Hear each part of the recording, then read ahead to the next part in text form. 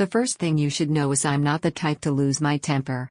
I'm Evelyn, 38 years old, a senior financial controller at a multinational firm. My world revolves around numbers, structure, and spreadsheets. I run on facts, not feelings. But today? Today, I feel like a volcano with a ticking timer. Because this morning, I stood on the front porch of my parents' estate, holding my daughter's tiny hand, watching my parents drive away with my biological sons, without her.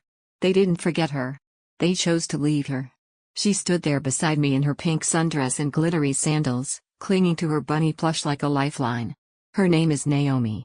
She's 7 years old. I adopted her 3 years ago, when she was a wide-eyed 4-year-old with barely a word of English but a heart the size of a planet. I knew the moment I held her that she was mine, in every way that mattered. But not to my parents. To them, she's not really family. Their words. Not mine. Let me back up.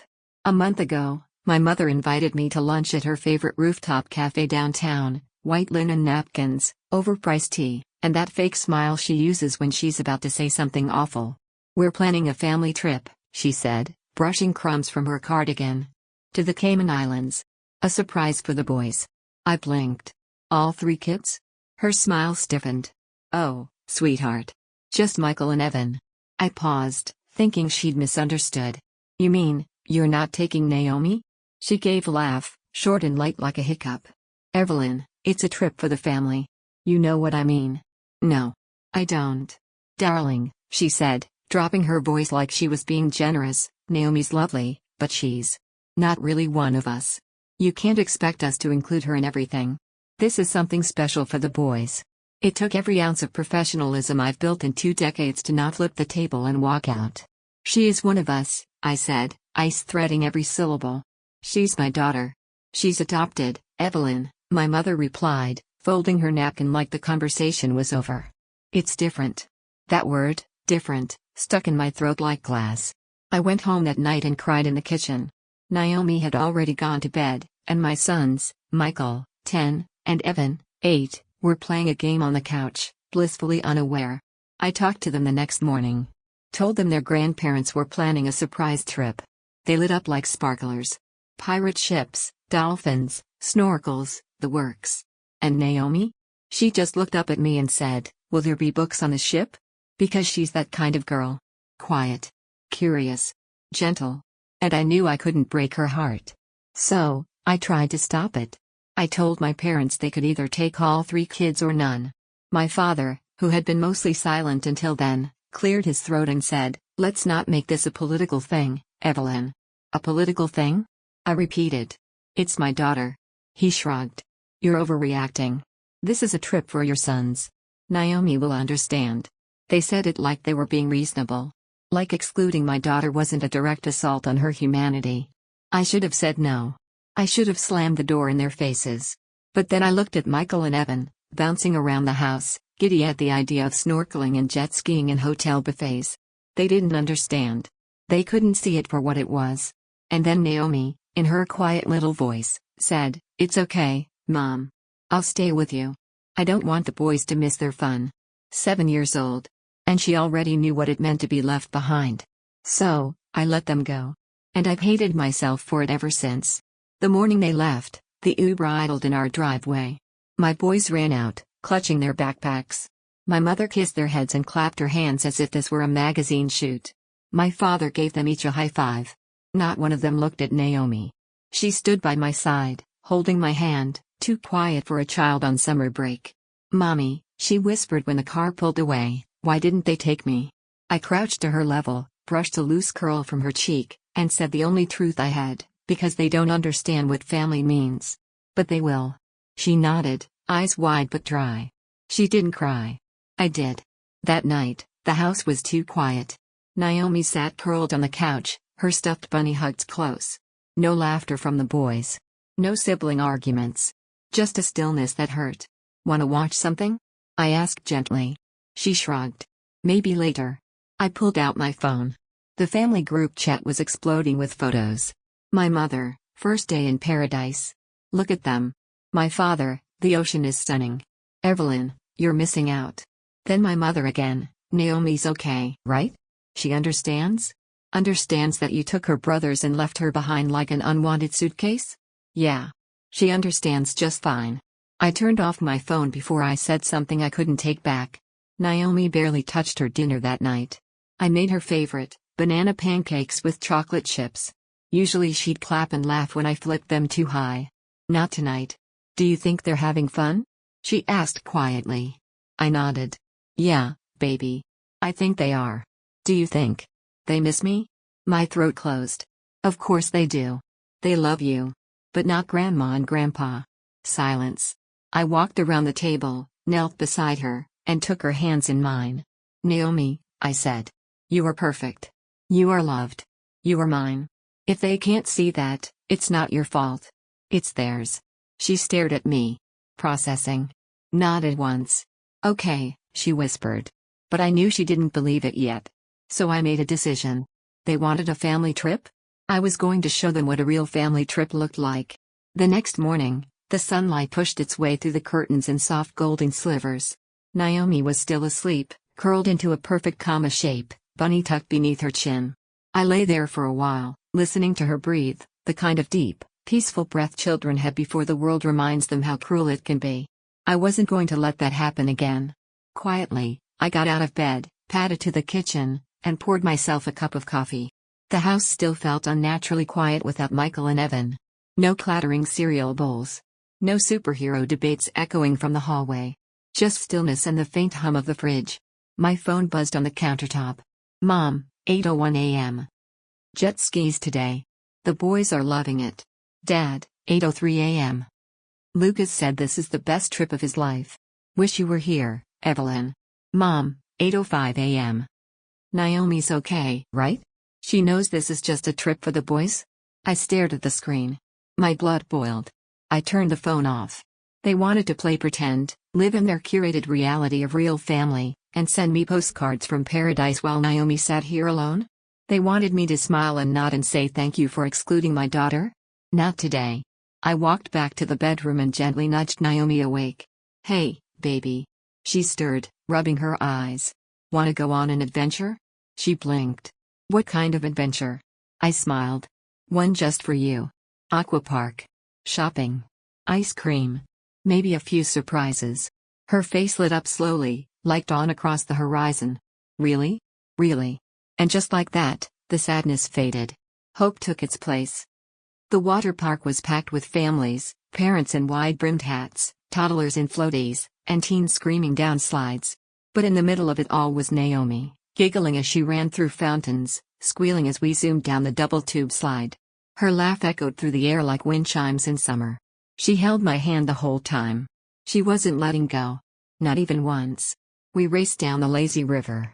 We shared pineapple smoothies with paper umbrellas. I let her pick the biggest inflatable duck she could find at the gift shop, and she proudly named him Lord Quackers. For the first time in days, she looked like a kid again. Just a kid. Not someone trying to understand why love sometimes comes with fine print. After hours of splashing, we headed to the mall.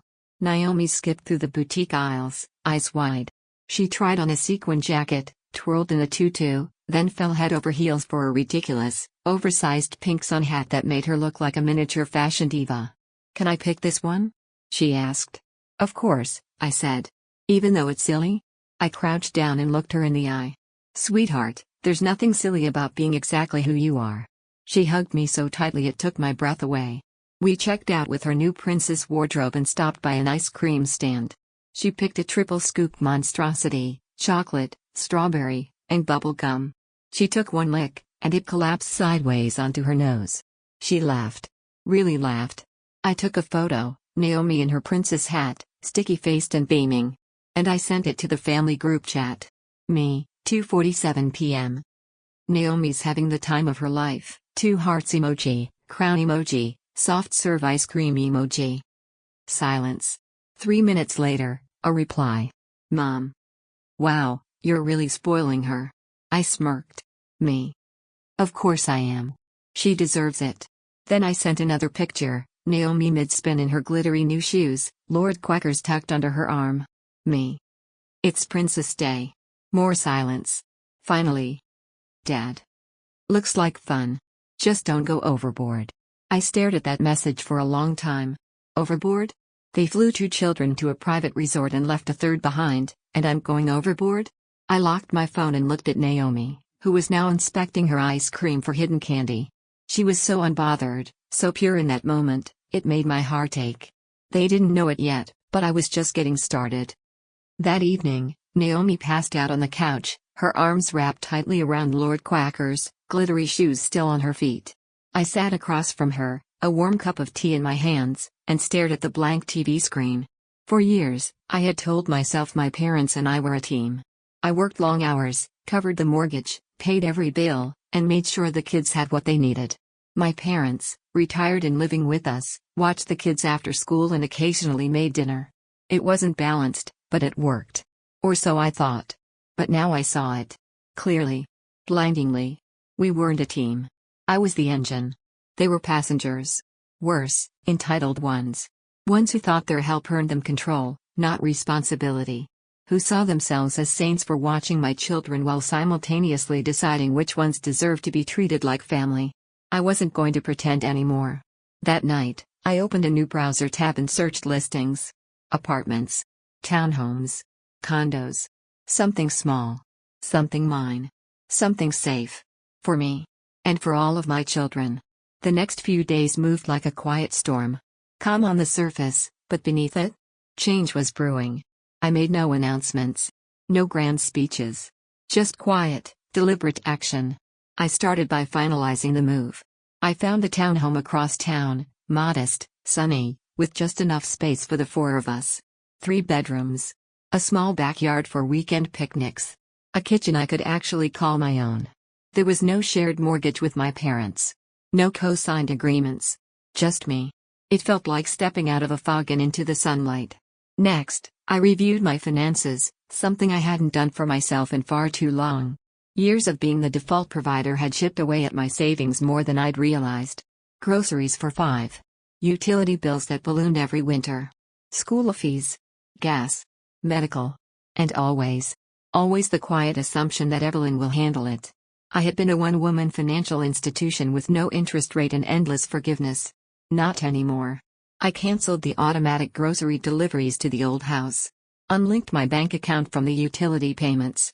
Removed my card from the family Amazon account. And then I drafted a final message I didn't send yet. I wanted to be there when the truth arrived. The day before my parents returned from their all-inclusive fantasy vacation, I packed the last box into the trunk of my SUV. Naomi buckled herself into the back seat, her bunny sitting beside her like a co-pilot. "You ready, princess?" I asked. She grinned, showing off the pink sparkle in her new front tooth. Ready.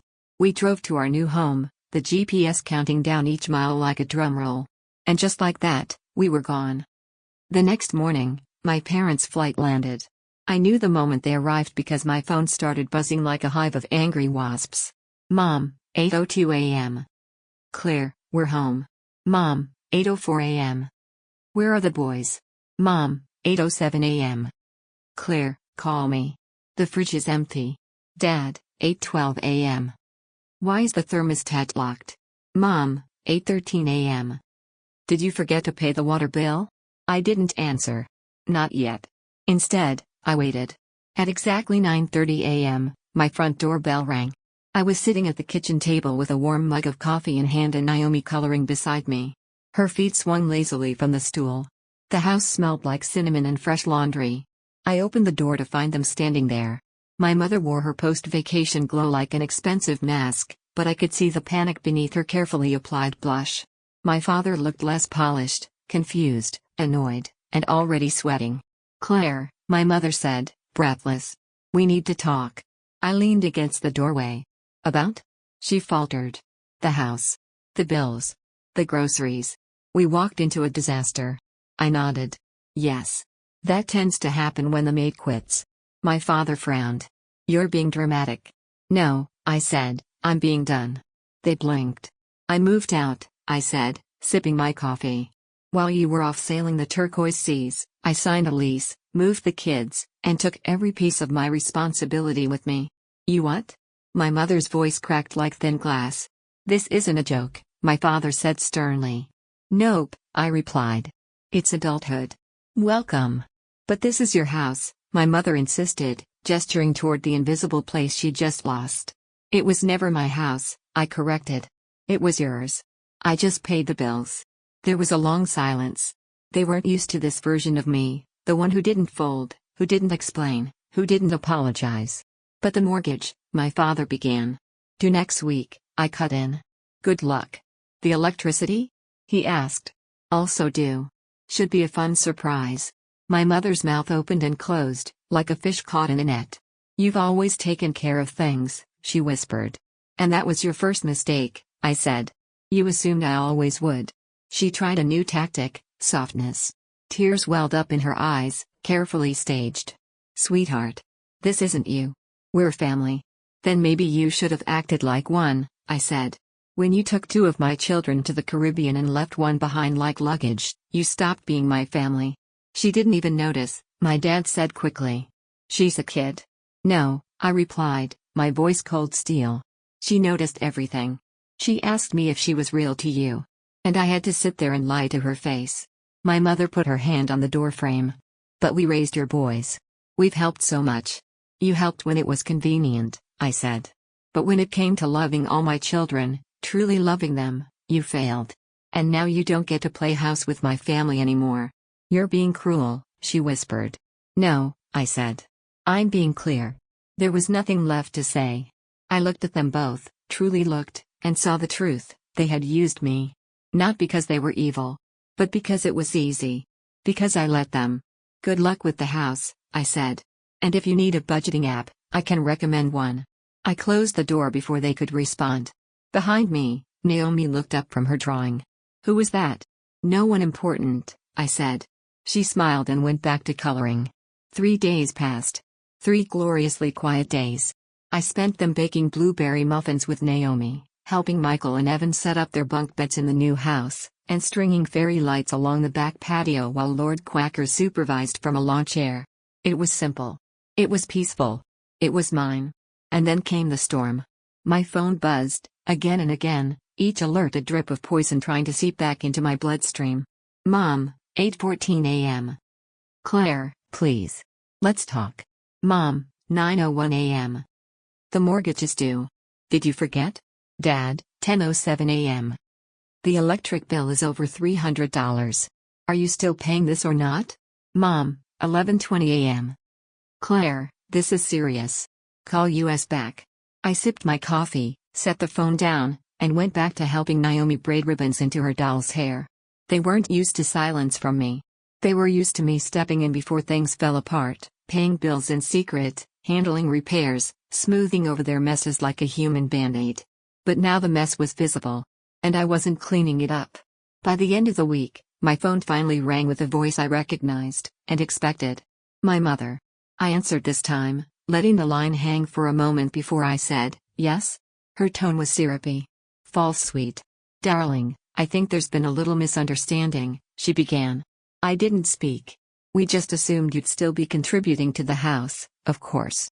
I mean, we've always worked as a team, haven't we? Ah, there it was, the mythology.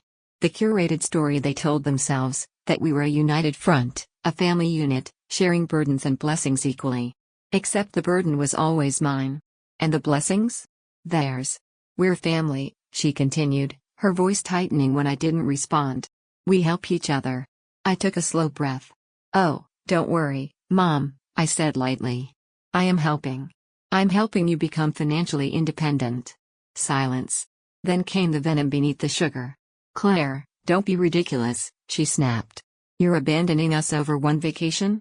That snapped something in me. One vacation? I repeated. You left my daughter behind like she was invisible. And then you had the audacity to send me smiling pictures of the boys, asking if she was okay like she was the afterthought. She didn't even care. My mother barked. She was fine. She's 7, I said. She knew enough to fake being fine so she wouldn't ruin her brother's fun. But inside? She was gutted. You're overreacting. No, I said coldly. I'm correcting. I'm finally correcting the years of imbalance I let slide. I hung up before she could argue. The next few weeks were deliciously uneventful. Naomi flourished. She was louder, bolder, she started asking for things again, dreaming again. Michael and Evan didn't once ask why we left the old house. Even they had started to notice the favoritism, the snide remarks, the way Naomi was rarely mentioned in grandparents' storytelling. And then came the next wave of pressure. My Aunt Linda texted. "Hey sweetie, your mom's having a hard time. Maybe just check in?" My cousin Melissa DM'd me on Instagram. "Not trying to get involved, but your dad said they're drowning in bills. It's been rough since you left." I didn't bother explaining. I responded to all of them the same way. They're adults.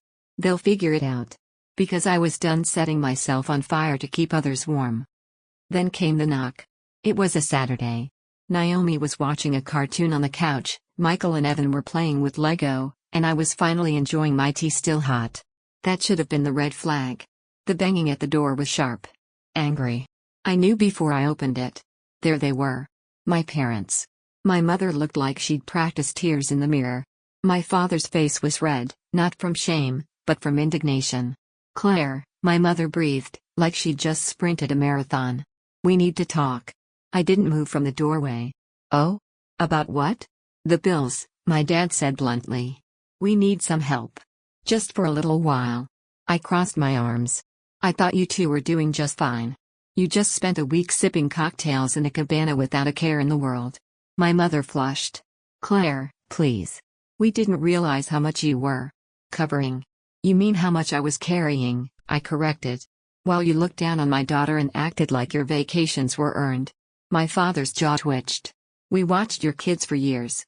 I laughed, cold, sharp. "You watched two kids. You never picked Naomi up from school. You never attended her reading night. You forgot her birthday last year. You watched who you wanted to watch, and used me for the rest." My mother tried again. "Sweetheart, we're your parents." I stared at her. "And I'm a mother. A real one. Who doesn't rank her children based on biology?" "Claire, this is cruel," she said, tears finally slipping down her cheeks. "You're cutting us off completely?" I took a deep breath. My voice was steady. "No, Mom. You did that the moment you made Naomi feel like she didn't belong.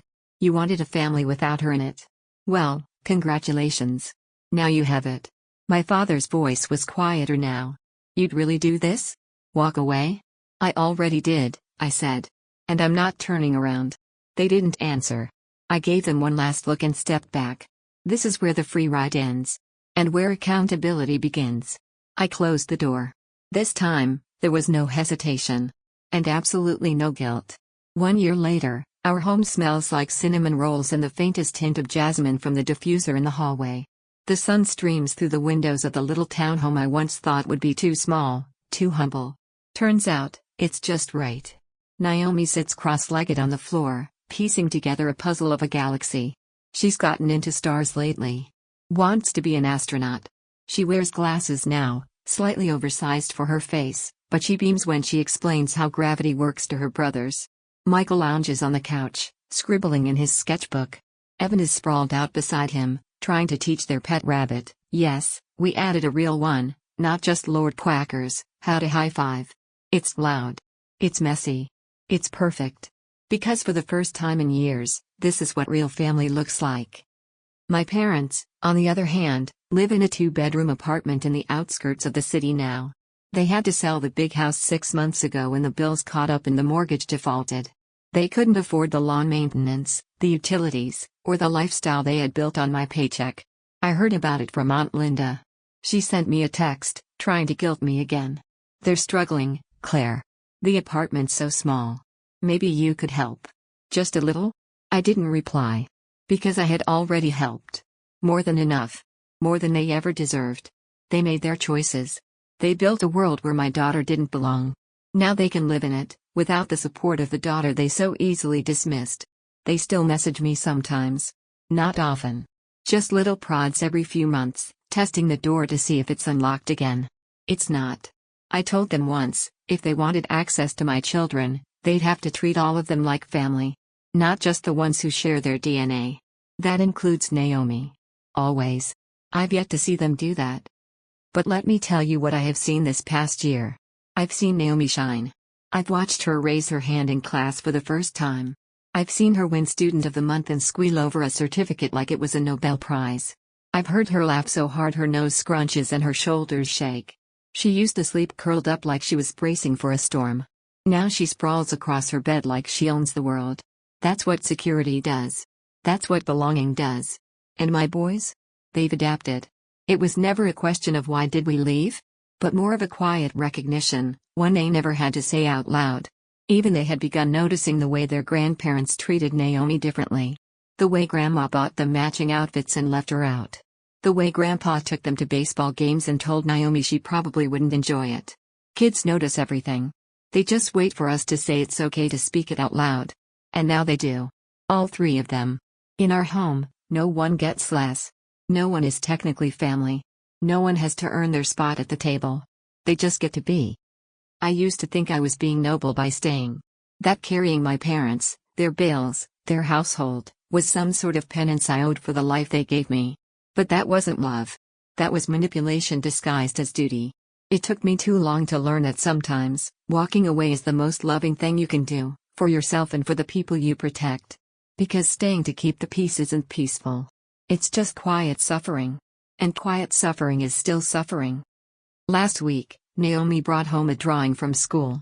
It was crayon on yellow construction paper, 4 people holding hands in front of a house with a red door. The girl in the center had big round glasses and a tiara. Above it, in bold pink marker, she'd written, "My real family." I felt something shift in my chest when I saw it. A knot I didn't know was still there, finally coming undone. That night, while I was tucking her in, I asked, "Why the crown?" She grinned sleepily. "Because you said I could be anything. So I'm a princess astronaut." I kissed her forehead. "Sounds perfect to me." She looked up at me, serious for a second. "Mommy, do you think Grandma and Grandpa will ever visit again?" I sat on the edge of her bed, brushing a strand of hair from her cheek. "I don't know," I said honestly. "But if they ever want to, they'll have to be kind. To all of us. Especially you." She nodded. "Okay. If they're not kind, they don't get to come." Simple. Clear. Boundaries learned young. God, I was proud of her. Sometimes I look back and wonder if I overreacted. If I was too harsh. If there was a better, gentler way to draw the line. But then I remember the look in Naomi's eyes that morning on the porch. Watching the Uber pull away, her brothers bouncing with excitement while she stood still, quiet, unseen. And I remember the sick feeling in my stomach when she whispered, "Why didn't they take me?" That was the moment I knew.